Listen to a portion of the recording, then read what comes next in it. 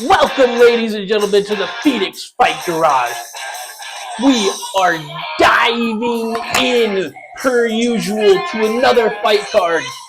Tonight, we are diving in to where I grew up, heading into the shocking card, Fight Night in Des Moines, Iowa. I lived in Des Moines, Iowa for about 16 years of my entire life. Great city, great state. If you've never been, get over there someday.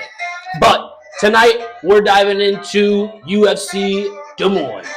We got Corey Sandhagen, Devison Figueiredo as the main event. We've got Bo Nickel, the Penn State stud, versus Reiner de Ritter. And we've got the Jeremy Stevens of Iowa, the little heathen, coming back for one last match. So let's dive into it. If you haven't been here before, welcome. If you hear this noise throughout this episode tonight, you know it's your time to take a drink, take a puff, whatever the hell you get into. Let's get going. First things first, if you didn't check out our last episode about UFC Kansas City, our parlay hit. Our undisputed bets hit. All of them, every single one of them, tripled our money last weekend. So, not saying it's going to happen every time, but you might say we're on a hot streak. Repping my Iowa gear tonight. Got a little Iowa UNI stuff going on. We're excited to get into this tonight. We got Figueiredo. Yeah, we got Figueiredo going up here.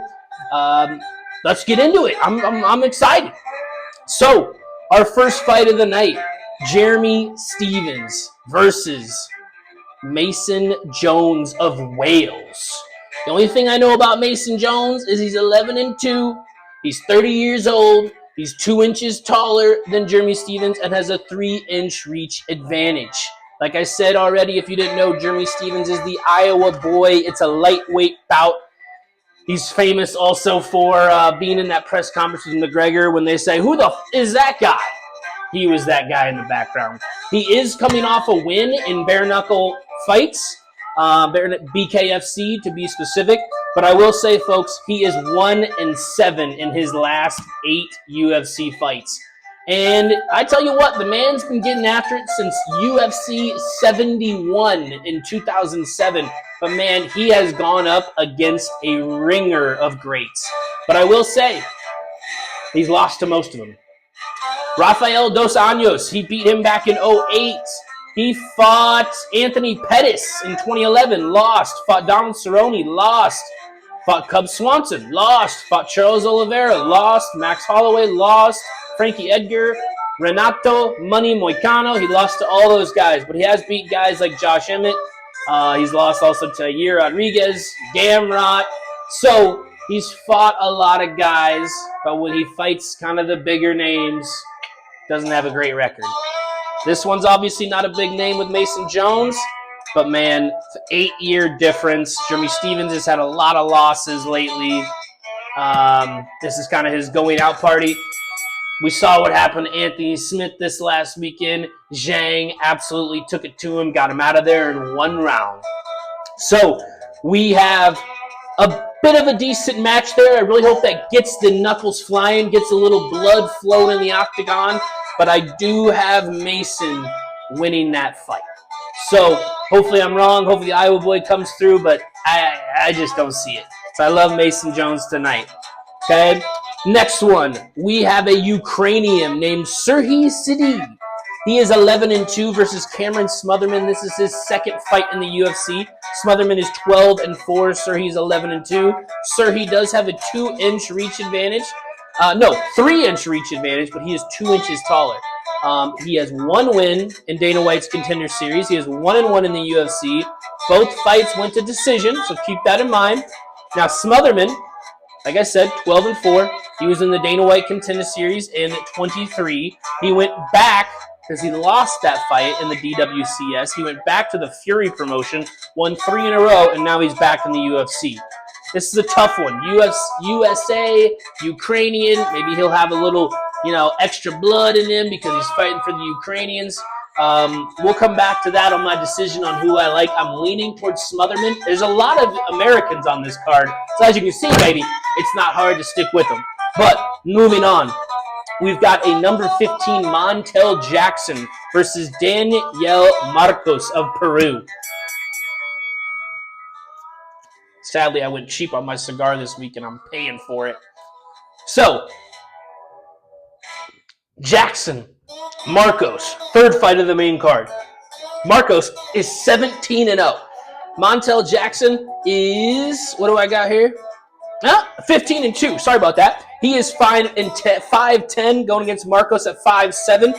Like I said, Marcos has never lost. He's got 5 wins in the UFC, one win in Dana White's Contender Series. He fights orthodox, and he wants to go to the ground, is how I see it when I watch his previous matches. Now, Montel Jackson has a 6.5 reach advantage, fights southpaw, and he has 10 fights in the UFC. His last fight, if you weren't there or you haven't watched it, he knocked Damon Blackshear out in 18 seconds flat. So he's coming off an electric win in his last fight. So I am going with Jackson in another American on this one, folks. Then we head into our fourth fight of the night. Daniel Rodriguez, the American, versus, this is a fun name, Santiago Ponzinibbio. They are both 38 years old. Rodriguez fights southpaw. Ponzinibbio fights orthodox. So we have a good amount of action so far in this fight. Ponzinibbio has been in there since 2013. Daniel Rodriguez has been in the UFC for 5 years. He has lost 3 of his last 4, though. His last fight was a win against Alex Morono, which also Santiago has beat him recently. Santiago's been in the UFC for some time. Like, he's beaten guys like Sean Strickland, Neil Magny, Mike Perry, Gunnar Nelson. But he needs this win. And so does Daniel Rodriguez. Needs this win. Rodriguez had a little bit of a rising streak. He beat guys like Kevin Lee and Mike Perry, but he has lost 3 of his last 4 to guys like Neil Magny, Ian Gary, and Kelvin Gastelum. So not exactly easy fights either, so you got to give him a little credit there. He has 1 win in the last 3 years. Both these guys need this fight to keep their careers alive in the UFC. Let's head into our second to last fight of the night. Bo Nickel, the Penn State alum, the 3-time NCAA champion, the 29-year-old southpaw, 4-0 in the UFC, a 120-3 wrestling record. He's going to get booed heavily in Des Moines. If you didn't know, Iowa is a massive wrestling state. They have the second most national championships of all time behind Okie State, but Penn State is coming, and people know it. He is facing the Dutchman, the Netherlands dude, Reiner de Ridder, with the lamest nickname in the UFC, RDR. Just going with the classic NBA, let's just use our last name initials as a nickname. It's his 3rd UFC fight. He fights jiu-jitsu. He's 34, so he's 5 years older than Bo Nickel. His last fight, he subbed Holland real quick in round 1. He had 6 title fights in the one promotion. He went 4-2 in those, and he is 3 inches taller with a 2-inch reach advantage. So if this stays on the feet, which I hope de Ridder wants it to, I can see it going to decision. But I could also see Bo Nickel trying to go more for the takedowns, unlike how he did against Paul Craig in his last fight. So, there in that one, I do like Nickel, but I would have no problem seeing him get knocked out. He's a good dude. He's on the way up, but I'd love to see him eat a piece of humble pie. So, moving on, another American in my book winning. Then we head into the main event with Corey Sandhagen versus Devison Figueiredo. Boom, that's for you. Big match. Figueiredo is a warrior. We've got some highlights of him going up behind us here. He is 37 years old. He has had 7 title fights. He was a legend at the featherweight division. Had 4 different title matches against Brandon Moreno. If you didn't watch those, go back and watch them. They were all fantastic brawls. He is a massive underdog on this. I'm guessing due to the height and reach advantage of Corey Sandhagen since he is 6 inches taller. 4 to 5 years younger. They are both coming off a loss. Figueiredo lost to Peter Yan. I'm trying to see. Oh, yeah, and Corey Sandhagen lost to Umar Nurmagomedov the last time they fought. So they both had tough matches. They both need this win to stay in the top 5. Sandhagen's number 4. Devison's number 5. They are going to get into it. Sandhagen deserves more credit. He's a tough out, but I tell you what, he's kind of a boring guy. He's like so chill in like the way he speaks and the way he fights that like he doesn't get a huge amount of attention. He should have had a title shot against O'Malley at some point, but he just doesn't pull the way other fighters pull. He's 10-4 in the UFC. He's beaten guys like Cheeto, Frankie Edgar, Rob Font, Song Yadong, but when he fights studs like Peter Yan, TJ Dillashaw, Aljo Sterling, and Umar Nurmagomedov, he loses. 5 of his last fights went to decision. This is going to be a 5-rounder. Devison goes to decision a lot. So I can see this main event going to decision just like Ian Gary versus Carlos Prates did. So I am picking Sandhagen there. But it's tough for me. I always cheer for Figueiredo.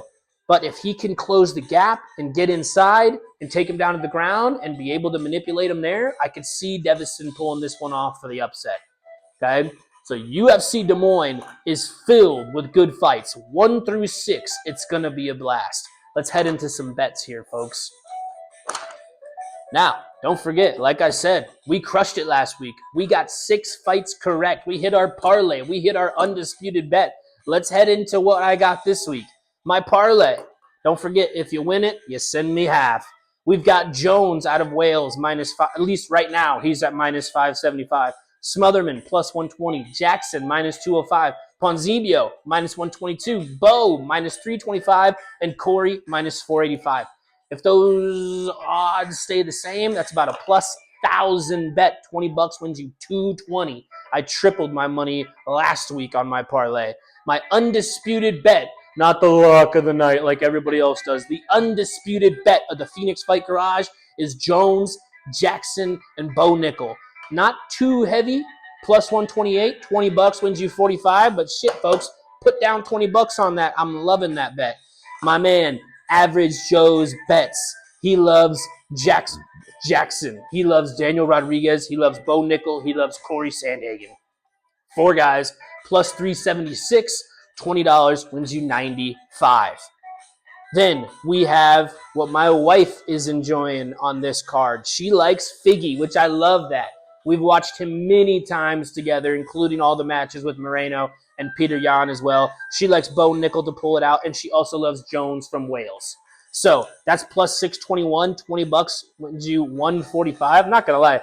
I love my wife's bet this weekend. I could see Figueiredo pulling it off. This cigar was god-awful. But, folks, that is all I got for you tonight. We have a good amount of action coming to Des Moines. I don't know if it'll ever happen again. So I have a bunch of homies that are going to the fight. I am going to be updating with some videos on YouTube with some real footage of people who are there. Looking forward to that. If you're not subscribed, make sure you get it done, folks. We'll be back here next time for UFC 315.